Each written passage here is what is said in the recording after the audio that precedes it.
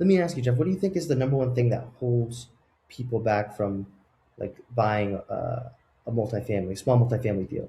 Do you talk to people that wonder like how do you do it? Does it seem like there's a specific thing you can put your finger on that's like stopping them?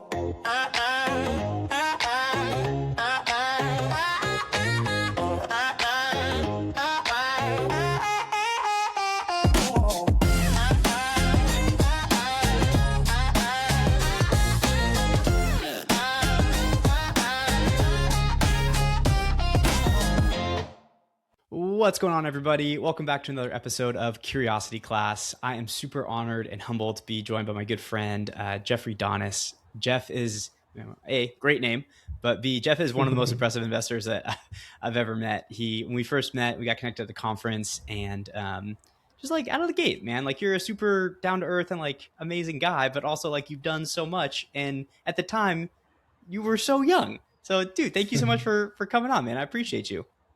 No, I appreciate you having me, and likewise, when we met, I always look back on that day, and that's why I always call you out of nowhere because you're a good friend now. So I appreciate it, man. You've always been very welcome, even though I'm calling you out of the blue. Well, dude, so that's like one of the things I always tell people about you is like you have some of the best follow up consistency that I've ever experienced. Like you're just so like I love getting your calls. I'm like, dude, like what's up? What's up with Jeff? How's it going? Like what's going on? Yeah, man, it's easy to call when you have like great energy, and you know you're gonna get that response every time. So, yeah, no, it's something that I've just like noticed when I started early on. I got started when I was like 18, and just calling people, staying connected. That's really how you develop relationships. Checking in with not without having like a need per se when you reach out. Just trying to really just continue to check in on that person, and that's really how all of this works. You know, in every aspect of life, but specifically business. For sure. Yeah, dude, can you just give people a quick background? Like, what have you done or what are you interested in real estate wise?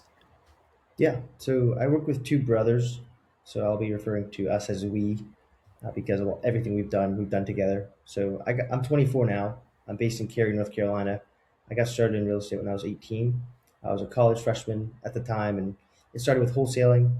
We ended up doing some creative financing, and then we ended up getting into some multifamily syndications. And last year, or 2 years ago, we got into some fix and flips as the multifamily market started tilting for different reasons, and we ended up pivoting into some fix and flips because one of my mentors that I just still maintain contact with, but I met early on, he always told me to always be trying to create these capital or financial relationships with different people. And at the time, we weren't necessarily doing more multifamily projects, but we had the skill set in regards to being able to find subcontractors and find off market deals with our single family background. So we started doing single family fix and flips, and we were bringing on partners to do that. So I always handled the investor relations and the capital raising for all of our projects. And that led to us being able to start buying our own small multifamily deals last year.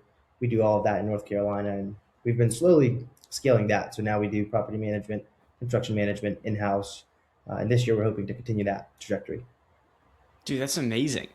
Can you share more about your first big multifamily deal? Because I remember like when we got connected at it was like the Multifamily Investor Nation Mhm. conference or something, right? So it's like lovingly referred to as MFNCon by the one and only Shaquille O'Neal. But we were chatting and you were like, yeah, like what are you working on? And I thought I was like cool stuff. So like, dude, I'm working on like this duplex. It's so cool. Like, what about you? Yeah, You're like, yeah. yeah, we're buying like was like 120 unit or something. Yeah, it was on the larger side for us. For us, that was big. You'd be surprised. You talk to some of these people and they're buying like 1,000 unit portfolios and stuff, and the unit size can be a little misleading, right? Because you're not necessarily buying it by yourself. You have partners, and on the first one, we were just a co-general partner, so we had access to a few different networks that we joined early on, and this is really the approach we've taken on all different types of endeavors that we've sort of gone on in the real estate space. We like to surround ourselves with people that are almost always older than us, but in regards to like with age, I think comes wisdom, experience, all of that. So early on, we tried to surround ourselves with those kinds of people that were doing the things we wanted to do. So that led to us joining this one mastermind group, and it opened the door to different opportunities, specifically that large multifamily deal you're mentioning. So we just tried to bring value with anything that we could, and I think early on I started networking. So I was able to build a brand online. We had a podcast, we had content. I was getting on calls like this and just trying to let people know sort of what we were interested in, who we were, what we're doing. And as you do that, you start to build some level of credibility and a track record. And we were able to raise some capital and also just network with really strong operators that we at the time thought were amazing, and a lot of learning lessons on those projects. But that's how we sort of approached that first one, was getting into the right rooms and joining different mastermind groups so that we could have access to certain opportunities. Got it. Got it. Got it. And so I'm curious if we can break down, because I struggle to make like I struggle to understand like the different terminology that you hear in these kind of larger syndication deals. So, Mhm. you talk about like GP, LP, and then like the split among that. So can we do like an example of, we'll just call it like $1 million purchase price, and then like walk through Yeah. what some of the numbers might look like on a syndication? Yeah, for sure. So a lot of the deals that you're going to do, I'd say if you're going into a smaller project, you're not necessarily, you're more likely to do something like a JV, or if you have the ability to buy it yourself, you would just buy it cash or buy it with maybe one or two people, right? And Um, JV being joint venture, so not yeah, raising money per se, but just like pooling money with like maybe you and a buddy or something, right? exactly. So let's say me and my two brothers, we have $1 million to go buy something that's worth $1 million. You probably would even take out a loan, right? So you wouldn't necessarily need to go and do something that we would refer to as a syndication, Okay. because the syndication is typically done on things that require more capital. Therefore, you go out to a sort of a larger pool of people and you structure it in a certain way. So as you go bigger and bigger, I think the need for more capital grows typically, and that's where you might be more likely to syndicate a deal. And by syndication, I just mean pulling together a group of investors' capital, and there's like the police of the space is the Securities Exchange Commission, the SEC. So there are regulations and different types of things that you have to follow, and different types of offerings that you are able to do, and depending on which one you choose, you'll then have certain rules and regulations that you have to follow and also stay within, so that you're protecting the investors but also just not getting yourself into any trouble. So that's where it can get more complex on that front. But the typical ones that you'll see a lot are 506B, which is when you could go and reach out to your family and friends, but you're not allowed to market your project or whatever you're raising capital for online, pretty much. And you're not allowed to just publicly put it out there, because you're allowed to bring in non accredited investors into a 506B deal. But when it comes to a 506C, it's only accredited, and that opens the door to you being able to post it on your Instagram or LinkedIn. And it kind of makes sense. It's somewhat intuitive. If you're posting it and you're only allowed to bring in accredited investors, the SEC, who you can think of as a good body police, they trust accredited investors to be able to make their own investment decisions. And non-accredited investors are typically people that make $1 million or less in regards to their net worth, not including their primary residence, and make $250,000 or more over the last 2 years. And you Okay. can do this with your spouse. But as you can see, that person might be a little more capable of making that decision from the eyes of the SEC than someone who doesn't meet those requirements. And that's why they're trying to protect them. So that's kind of the approach in regards to the syndication and why you do it and how it is. And let me know if I left any gaps there based on your understanding, Jeff. No, no, that makes sense. I was so okay. So now let's say we want to syndicate a deal and it's a million Yeah. dollars, but maybe we don't have like don't have Yeah. $1 million burning a hole in your pocket. So then you decide that you want to go syndicate. So let's break that down. Yeah. So that's kind of the setup. You're right. I did not answer your question. I'm sorry. So let's say you have like a deal. Let's say it's a 30 unit worth $1 million, and that would not happen depending on where you are. But let's say that in theory, you have that, right? And you want to buy this deal. You have, let's say, people that you can, like, you have confidence that you guys can operate it. First step for me would be, okay, I'm not going to buy it cash. Obviously, that's where the syndication piece comes in. And you look at what we call a capital stack, is how you would Okay. approach the financing of a project like this. So typically, right now, I'd say 65 to 75% of what you're buying it for is what you'll be able to get in regards to a loan. Now, depending on the approach you take, we don't have to get too much in detail, but a capital stack, the way that it sort of is set up, is at the top of it. In first position is what we call, meaning that person gets paid back first. That's the debt, the Okay. lender. Let's say they give 70% of $1 million. That's $700,000. Okay. The $300,000 is where we call our equity, the difference. That is usually required, is something that the lender requires the person taking out the loan, what we call a sponsor. That person will have to bring that to the table.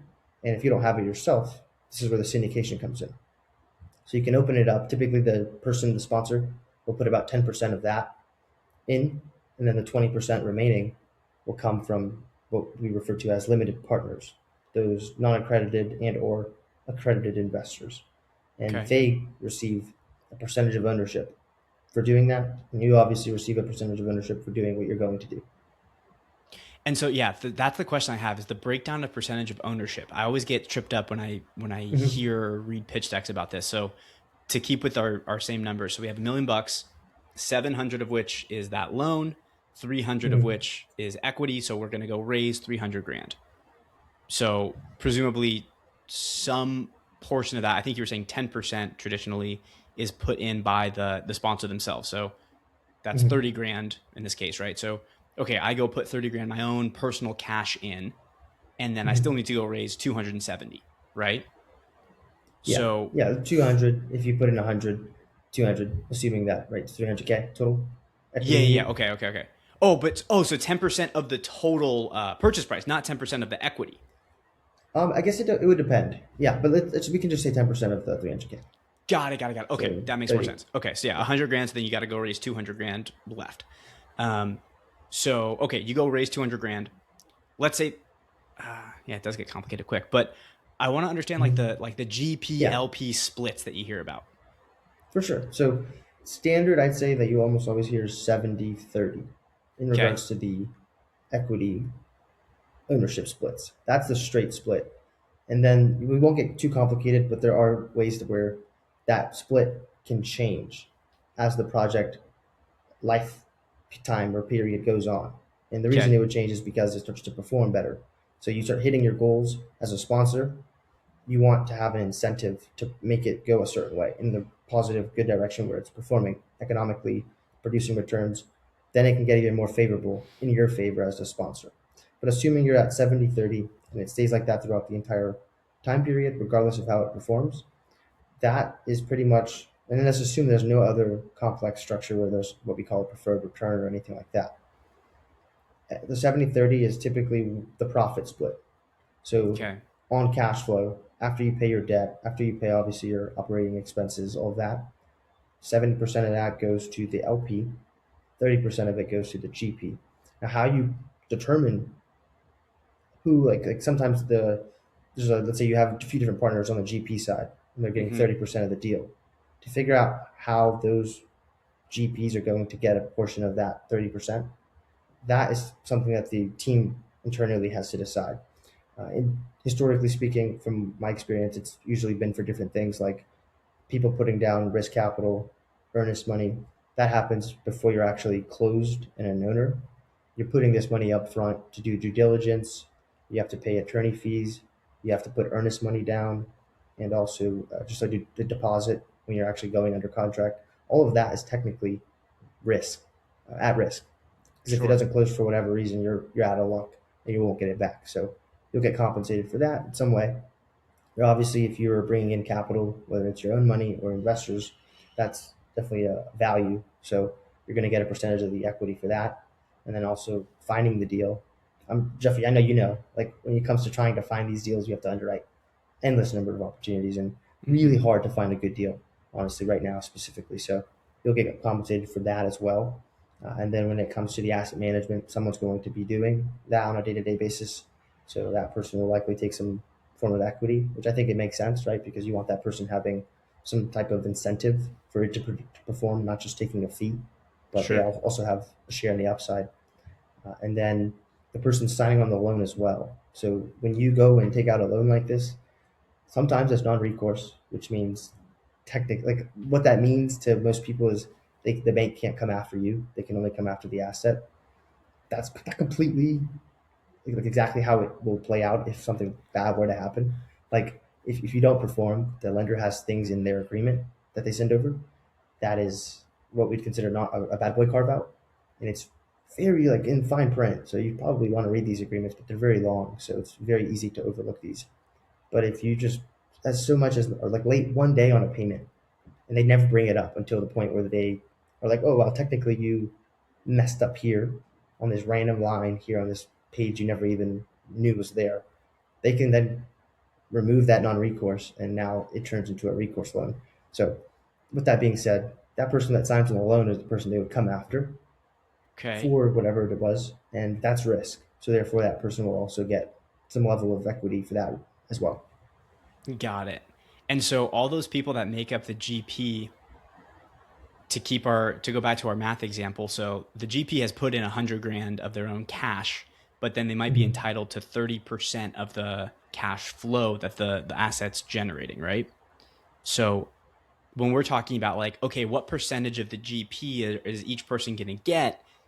We're talking about the percentage of the cash flow, right? The 30% of the cash flow that the asset's generating, right? It has nothing to do with the cash put in necessarily. Is that accurate? Well, you can think of it as ownership. So you own a certain percentage of what the general partnership team is getting, and it gets kind of complicated. But just slow me down if I'm not making sense. But 30% gets split up into, let's say, three GPs. Let's say they each get 10%, Okay. and the property produces cash flow. They get after the 30% split, right? Because they're going to get 30% of that. Then they get 10, or a third of it if they're getting like a third of the GP.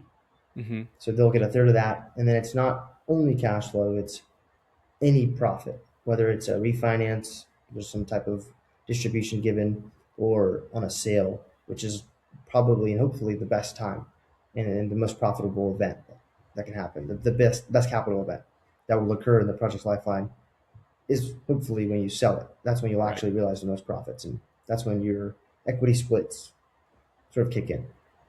Got it. Got it. Got it. So it's fair to say though, it's not in relation to the amount of cash that they put in at the beginning, it's ownership percentage based on whatever the agreement is. Is that Right. fair? It, Okay. it, it'll come down to the agreement. That's what it would Okay. come down to. And Got it. the SEC doesn't allow you to just get paid based on, like, if you're a GP raising capital, you're legally not allowed to just, and I'm not an SEC attorney, but I've obviously asked questions. So you're not legally allowed to just give someone equity for the amount of money that they raised. That's why it's important to understand, like, there's a lot of different ways you can bring value to a project. And there's four or five that I briefly went over, but you'll go in and you should know what your equity position is, and that is what will determine how much you actually end up receiving. And there's different capital events and the cash flow. Those are the sort of windows where you'll actually receive some type of distribution as a partner. Right. Right. Right. Okay. Gotcha. Gotcha. Gotcha. And so like something I've been thinking about recently is like it's it's tough to survive as a company if you're not doing a lot of deals, right? Like because you get paid. Like how do you keep the lights on in this scenario if the cash flow Yeah, doesn't cover yourself, right? Like how do you do that? yeah, no, that's a great question. Honestly, I've like when you first get into this, I'm thinking the same thing. Where is this money going to come from if I'm not actually cash flowing? Typically, in the past, let's say a lot of operators in 2022, 2021 were buying deals that were negative cash flow day one. So you're actually not Right. even paying. You're not able to cover your mortgage at first.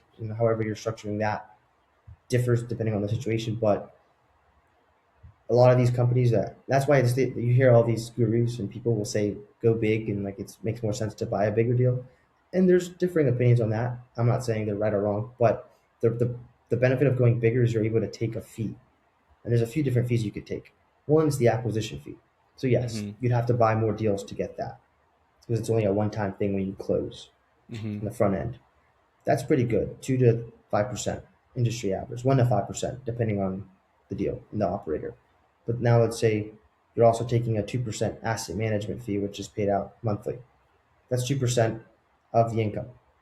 And then let's assume that who knows if you're doing property management in house or not. But a lot of the bigger companies, the institutional groups, are also doing property management. So they're taking that fee as well, which Mm-hmm. is typically 5 to 8%, Mm-hmm. depending. And then there's also Wait, a refinance fee. Mhm. one question I had on the asset management fee. That's 2% of what? The loan value or the purchase price?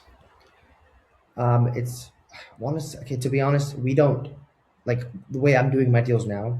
Previously, I wasn't taking the asset management fees on the larger syndications, but on the deals that I'm buying with my brothers, we're JVing. Okay. So we're not. I know it's 1 to 2%, and I want to say it's on income, not necessarily on the purchase price. So Got it. Got it. that's Got it. how it fluctuates. Depending Okay. on how the property performs, the asset management fee will change. Got it. But those fees come in handy to pay the day to day bills and all, Sure. you know. Yeah. And then if you're also able to do the construction management in house, you're taking a 2% fee on that as well.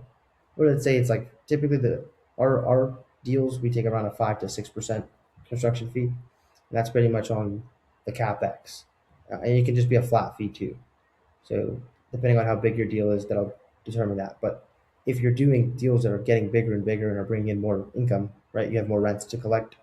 Those fees really do pay the bills, and that's really how you're able to invest back into the business. And now you're not including any equity or cash flow. That's just the cherry Right. on top. Right. Right. Right. Right. Huh. Interesting. Okay. Dude, that's Yeah. amazing. And yeah, like it, like kind of we started the conversation. Like, dude, I feel like you've done so much, and you're. When did you start? Like, what was your first deal? How Yeah. old were you? I think I was 18. It was a wholesale deal, and yeah, it was like two that we closed on the first same day, and these are my two brothers and I. So we're cold calling, and we make like a decent amount. That was the biggest deal I ever did, the first one. But that's when I ended up dropping out of school. Now I'm finishing school. Now I ended up going back, but like that was life changing to really have that switch of like frame of mind and think I don't necessarily have to go work for someone else to make money. And no one Right. ever told me I didn't have to do that. But you start reading these books and stuff, and the first deal was a wholesale deal. We were just cold calling. We learned how to do sales, follow up, walking deals, underwriting deals, all of that. And this is single family, but obviously it's still paying dividends. All that hard work, trying to reach out Yeah. to people, and it not going anywhere for like 6 months. That's how long it took us to finally get the first one. Dude, that's insane. And so now, like, I know you said like you've got smaller multifamily deals that you and your brothers are working on. Like, what does the future look like? Like, where do you guys want to go? What do you guys want to do? Yeah, yeah, man. It's an exciting time. Like we're blessed to have a few different things we're working on. We bought 5 or 4 deals last year, all on the smaller side, anywhere from 2 to 12 units, and that starts to accumulate. Our goal is to just not just like exit these. God willing, we can just hold on to these and it be the generational wealth you're able to build and pass on to your kids. That's the goal. And this year, our goal is to buy deals that are anywhere from 20 to 80 units Okay. each. The goal would be 80, but honestly, as you know, multifamily can, depending on the kind of deal you buy, you can buy a 40 unit and then buy a 50 unit, and you bought 2 deals and now you're at 90 units. So the difference is that we're buying them without many partners. Like we're bringing in Okay. partners to help us with certain things, but they're JVs, so we have control. I'm building my own track record when it comes to signing on loans, things like that. So this year, God willing, we're able to do 1 to 2 deals a quarter, and we're in North and South Carolina, and it's Okay. very standard. It sounds like that's what you're doing, value add, small multifamily, the approach Yeah. you're taking as well. Yeah. Yeah. 100%. But yeah, trying to just work on bigger deals and um, yeah, it's easier said than done, but trying to put something together and figure out what to Yeah. do next. Let me ask you, Jeff, what do you think is the number one thing that holds people back from like buying a multifamily, small multifamily deal? Do you talk to people that wonder like how do you do it? Does it seem like there's a specific thing you can put your finger on that's like stopping them, or is it a lot of things? What do you think it is? That's such a good question. I don't know, man. I feel like it's a lot of things. I know, like, for myself, when I was like the first deal I ever bought, it's scary. It's really scary. Like you're buying, like, for me, I was living in California at the time, so like I wasn't investing in California. I was investing in the Midwest. So you're buying this thing out of state you've never seen, and it's terrifying. It's like Mm, the largest purchase you've ever done of anything, yeah, um, and it's just it's just really scary. it is. um, Yeah, and I yeah. think at least like as I've like purchased bigger deals since then, Hmm. and it doesn't necessarily get less scary. That's Like true. I think the bigger the deal, yeah, it's in certain way like you understand what you're doing more, and so you have more comfort and less fear. Um, but at least for me, like every deal that I've done, there's always been one new thing, right? So it's like okay, Hmm. now it's instead of a single family, it's a duplex. So now that there's 2 units, okay, great. That actually didn't feel that challenging. And I think that's kind of the Right. point of like the stack method, right? Of like you're constantly buying slightly bigger deals. Um, and so now I'm at the point where like, yeah, it's less scary for sure. But like the day before closing, like I'll call a good friend and be like, what am I missing? You know, like I'm like seeing this loan thing. Like, is this good? Is Yeah, this right? I'll call my brother or something. Um, so absolutely. yeah, Yeah, I don't man. know. What about you? What do you think? Yeah, I think it's a mixture of things. I'm in the same position where we buy deals and doing it by yourself for the first time. I think like from a young person's perspective, I think anyone that's new, you can relate to this, even if you're like different place in your journey. It's one the knowledge is the one thing that I think helps you not have as much fear. I've heard the Mm-hmm. saying, it's kind of a cliche, like fear is a lack of knowledge. And as I've Mm-hmm. grown in my understanding, and a lot of times I got the understanding because I ended up forcing myself to do the things that I really didn't want to do. For example, like looking at spreadsheets, it's kind of boring for me in the beginning, but as I've gotten better at it, I enjoy it more, and it's now allowed me to have more confidence when I'm looking at something, an opportunity, looking at a market. You really have to do the dirty work to get decently good at it, and over time, you do it over time, compounds. You do eventually get decent. Like you then know the questions to ask and who to reach out to and the kind of research you should do. So it really is doing the things that maybe you don't want to do, but you have to do that over time. And that's really how you build that knowledge and the confidence. And then I've heard today, I don't know who I was listening to, but I think it was Tony Robbins. And I don't really love Tony Robbins, if I'm being honest, but like, I was like, that's a great point. He said the people that are like a lot of the billionaires that he hangs out with, they were the ones that didn't overthink and just took action and made the Mm, decisions to go versus overanalyzing things. And he said the most smart people he knows are not the most successful because of that. They'll never actually pull the mm. trigger because there's always something you won't really know, you know? Right. Well, it's like that. Isn't there a Jeff Bezos quote that's similar? He's like, know what is a two-way door, right? It's like, what are doors you can walk through, and then if you don't like it, just turn around and walk back. Versus doors, if you, once you walk through, you can't really walk back. And like, if there's a decision you need to make that is a two-way door where you can walk through it, and then if you don't like it, just turn around. Like, don't think, just do that because it's reversible. Mm, that's so true. Which, Yeah, 100%. yeah, 100%. And yeah, I um, think like, yeah, so I just think it's something that I always wonder because I'm around people that maybe also I noticed if you just never think it's possible, hmm then you'll never even try it, obviously. But yeah, it's so possible, and I think over time I'll really start to see the benefits of it. But I think more people, if they even had access to the idea of how you could possibly do it, and why you would do it, and why you should do it, and understanding how it can really be life changing, and from a practical perspective, I think yeah, more people would at least go for it. for sure, for sure. All right, wait. So I got a question for you. Let's say you Yeah. get all the things that you want. You've accomplished all your goals. You've gotten whatever your number is that you're going towards. Like enough money that you're set for life. Like you never have to earn another dollar again. Mm. That happens on Mm. a Tuesday. You go to bed. You wake up Wednesday. Mm. What do you do? I've grown in my faith a lot, so I would say I probably would just thank God first and foremost. If I got to that point where I'm like, I don't need anything else, and like, God, thank you for that. I'm able to. I love what I do, and I love working, and I think work is worship.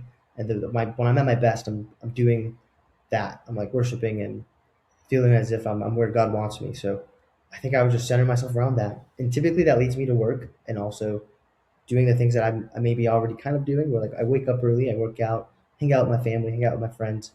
I might travel a little more too, but I probably would just end up wanting to work more. I don't know if you can relate, but I have a lot of energy. I Mm-hmm. love to be productive. I love to work, and I love to be.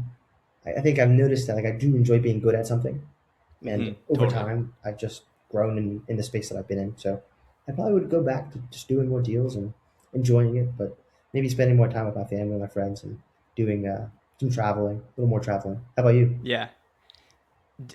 Dude, honestly, I feel very similar. Like, I feel like I would do my day would look really similar. It's just like I feel like there would be some unlocks where Mm, I think a lot of the fear that I have around money and like wealth and stuff is a lot more internal than I usually give myself credit for. Like, I think that a lot of it is internal as opposed to external. Um, mm. but I do also think that there are some external things that would feel pretty good to Yeah, have. So I think like absolutely. Yeah. yeah, some semblance of like, okay, I wake up on Wednesday, I'd like, yeah, for sure do the things that I like to do day to day, like work out, hang out with my wife, hang out with our baby, take our dog on a Mm, walk, that kind of stuff. Um, and I'd like to think that I would have less like anxiety and fear around like money. I don't know yeah, if that's actually would be true. I think I might still have the same amount, but I would be in a better position to objectively like not feel that way, if that makes sense. it does. I've heard more money leads to more problems, and I can Yeah, see yeah, that. yeah, 'Cause you literally yeah. have the way that you'll make the more money is probably buying more assets, being involved in more things, and you'll Right. have more things to manage. And it does lead Yeah, to, I would assume it leads to more stress, but for that's a sure. good challenge to have, I think. Are there any like I always ask people like what's a made it for you? So like a thing, Mm. it's usually something that you buy. So like I don't know, like you could fly first class, you could like something that you would do that you feel like, "Oh, I made it if I did this." Do you have any of Yeah, those? I do. I think so. Honestly, and I'm not trying to like sound a certain way. This is my truth. Like I feel like I made it already. Not in the sense Okay. that I actually made it, but I'm just like healthy. I get to work with my brothers. I'm blessed. I have a really good relationship with God and things like that. So I honestly think I made it. And it's like the best part of the journey, I think, is kind of in the early stages where you're trying to get to a point. Because I don't think I'll ever stop, right? I don't think you Mhm. will either. Just not how I'm made. I can tell I like to work. So that's where I'm enjoying. Like I do get satisfaction from it. But when I buy my jet, if I ever buy a jet, I would say that would probably be like, okay, like, like I mean, at that point, it's like, yeah, things probably uh, I could stop. I could stop at this point and probably would end up not needing to work anymore. But yeah, I don't think I'll ever stop. So that's honestly the answer. The first thing that came to my mind was like Fair that. What enough. about you? Fair enough. Well, dude, your answer's way better than mine because you're just like, dude, I'm already blessed. Like, I don't need anything. I mean, that's just the truth. Like, it's a good heart posture check to think, could I walk away from all of this right now? Hmm. I'm like, yeah, and like that way you're not really putting your identity in it. You know what I mean? Right. Right. Right. For sure. How about For you? sure. What's that for you? Dude, mine is I can get an appetizer at a restaurant. Dude, I know you hear these people say they never look at the price on the menus. I'm like, Yeah, yeah, yeah. And it's what? one of those things where it's like, dude, I just think that'd be so cool. Like you just go up to a restaurant and it's like the same thing. Like you get guacamole at Chipotle. Like it's not objectively that big of a deal, but it's like dude, Yeah, I can't get guac. Like I gotta buy that next deal. I gotta hustle, I Versus like know. you rock up to a restaurant, you're It's so like, true. you guys want any apps? You're like, whoa, all right, cool. Sweet. Yeah, like one of the things that I've noticed, like every time I go out, I would love to be able to just pay for everyone that I'm with Yeah, every time, yeah, yeah. regardless of where I'm going, and invite them to things. That would be so Mm-hmm. cool, wouldn't it? To just be able to invite all your friends on a trip, and it's like don't even worry about anything, just come. 100%. That would be awesome. 100%. I heard do you listen to this podcast Money Wise? You ever listen to that show? I think I've heard it at least once. Yes. Who's the Okay. host? Do you know? The host is well, it's like it's through Sam Parr's company Hampton, but the hosts have Mm, been changing. So it's like Jackie is the host. I forget her last name, but it's through the company that like makes the podcast does the hosting. Um, cool. but so they were talking about like they interview all these like super successful people, and they were talking like the one biggest like wealth changer Mm, was this super wealthy person had an exit that she had like all this money and she didn't change anything in her lifestyle. She like lived at the same apartment that she's been living at her entire life. She like with her family mm. still. And all she did was she rented all the other apartments in her building and like invited her friends to live there for pennies on the dollar. Like she like re-rented those apartments back to her like best friends. And so like every day she was just like seeing her best friends in and around That's her apartment awesome. building. And I was like, that's the coolest. That like broke my brain. I was like, that's the coolest thing I've ever heard. Like I want to do that. Honestly, Like that's my yeah. new goal. Yeah, that's my favorite thing to do. I've noticed that, like within the last 90 days, is just spend time with people that I love. That's my Yeah. favorite thing to do. Yeah. And if I could do that like that, that's a great idea. I know. I'm Buy I'm like the 100% I'm stealing that Bellagio or one. something. Yeah. Okay, so with that being said, you hinted at it earlier. You said you're not a Tony Robbins fan. What content do you like to consume? Like, are you a reader? Are you a podcast listener? Like, what types of things are you into reading Yeah, or I consuming? respect Tony. Like, yeah, Tony's obviously successful. I just don't. I don't listen to him often, but Fair, fair, I fair, like fair. him. So I love in the morning. Every morning, I'm listening to either an audiobook or YouTube. I love the Diary of a CEO. I forget his name, Okay. but I'm subscribed to that. I love In regards to my faith, I read the Bible every single day for 10 minutes. So that's Nice. something that I ground myself in. I think there's a lot of wisdom there, and it's the truth. So that's the thing that I read every single day. And I'm always listening to a book. I love Jordan Peterson. He's a philosopher. I'm somewhat big into philosophy, I'd say. And then finance, economic news, things like that. Whenever there's someone like uh, Bill Ackman, which he's controversial, but I still think he is somewhat successful. And then other like Stephen Schwarzman from Blackstone, whenever he speaks, whenever the CEO from Blackstone speaks, I listen to John Gray. People like that that are just in my industry or giving me like up to date news. There's a few different newsletters I'm subscribed to as well. CNBC has a lot of economic news that they release. I watch that. Try to do that every single day. And then there's one called CRE Daily, Okay. Commercial Real Estate Daily. They have a really good newsletter that I'll read every day, and it pretty much gives you updates on all asset classes every single day, Monday through Friday. That's So awesome. that's typically where I go. Okay. Nice, man. So yeah, you're like rocking and rolling. Do you listen to stuff like when you work out, or do you listen to music then? No, I love listening to good content. I do listen to like Christian contemporary music, and I love my own music, but I don't do that throughout the week. Usually, it's on the Okay. weekend as a treat. Okay. And the because it's such a I'm there I work out every day, and I'm there for 90 minutes usually. So 90 minutes every morning, I'm listening to good content, and I love it and I enjoy it. But you don't even realize how much you're able to learn if you do that every day. For I do it sure. every day, so like the compound effect. I've just noticed that wow, this helps in this arena. Randomly, it comes up in a conversation, something that you heard, So Right. Right. I Right. love it. So what's your typical like day look like? So like what time do you wake up? Like you said you work out in the morning, so then you work out, and then like what does your day look like? Yeah, so when I'm at my best, I'm up at 5, and that's 8 hours of sleep. I'm up at 5. That means I have to go to bed early. I'll wake up. I like to do some meditation. I'll listen to some Christian music in the morning. I'll stretch, and then when I'm healthy, I'll run to the gym. It's about a mile away, but I hurt my knee doing some marathon training, so I am now biking. So I'll drive to the gym, work out. I end up doing weights, and then now I'm biking, so some type of cardio for 30 minutes. Go Okay. back home, take a shower, then I like to do some Bible study.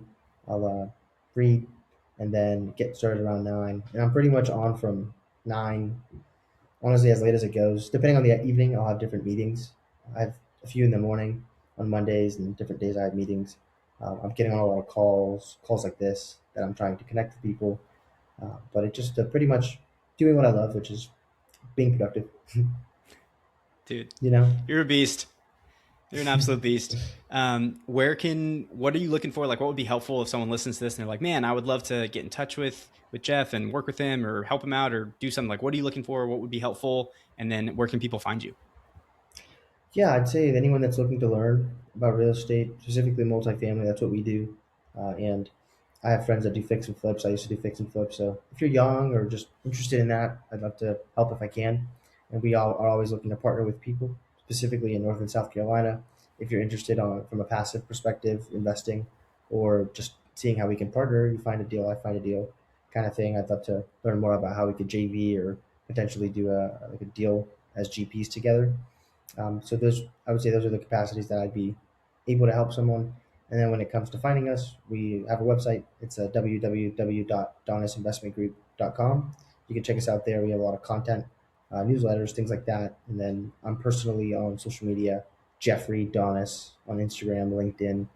I think that's it in regards to the social media. I try not to get too much involved in social media outside of like good stuff. So Yeah. Yeah.